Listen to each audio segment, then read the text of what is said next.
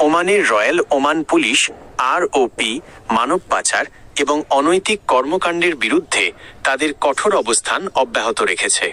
সম্প্রতি মানব পাচার চক্রের 5 সদস্যকে গ্রেপ্তারের খবরটি ওমানের স্থানীয় সংবাদ মাধ্যমে চাঞ্চল্য তৈরি করেছে। এই অভিযানের মূল বিষয়গুলো নিচে তুলে ধরা হলো। অভিযানের বিস্তারিত। গ্রেপ্তারকৃতদের সংখ্যা। ওমান পুলিশ একটি বিশেষ অভিযানে একটি মানব পাচার চক্রের 5 জন সক্রিয় সদস্যকে গ্রেপ্তার করেছে। অভিযোগ, তাদের বিরুদ্ধে অভিযোগ যে তারা বিদেশ থেকে নারীদের কাজের প্রলোভন দেখিয়ে ওমানে নিয়ে আসত এবং পরবর্তীতে তাদের জোরপূর্বক অনৈতিক কাজে বাধ্য করত। গ্রেপ্তারকারী সংস্থা রয়্যাল ওমান পুলিশের ক্রিমিনাল ইনভেস্টিগেশন বিভাগ CID এই অভিযান পরিচালনা করে। 2.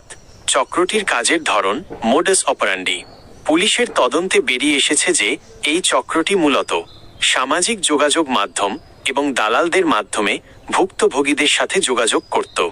তাদের বৈধ কাজের প্রলোভন দেখিয়ে ওমানে নিয়ে আসার পর পাসপোর্ট কেড়ে নেওয়া হতো।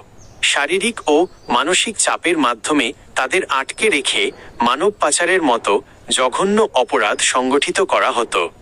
3. ওমান সরকারের কঠোর অবস্থান।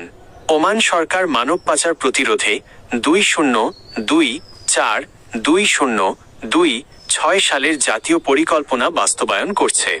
নতুন আইন অনুযায়ী মানব পাচারের সাথে জড়িতদের 10 থেকে 15 বছর পর্যন্ত কারাদণ্ড এবং মোটা অঙ্কের জরিমানা করা হচ্ছে। সরকার আমান নামক একটি ক্যাম্পেইনের মাধ্যমে প্রবাসীদের সচেতন করার চেষ্টা করছে। প্রবাসীদের জন্য সতর্কতা। কাজের জন্য ওমান যাওয়ার আগে আপনার নিয়োগকর্তা বা এজেন্সির সত্যতা যাচাই করুন। কোনো অপরিচিত ব্যক্তি বা সোশ্যাল মিডিয়ার মাধ্যমে পাওয়া চূড়ান্ত লোভনীয় চাকরির প্রস্তাবে বিশ্বাস করবেন না। বিপদে পড়লে ওমান পুলিশের হটলাইন নম্বর বা আপনার নিকটস্থ দূতাবাসে যোগাযোগ করুন।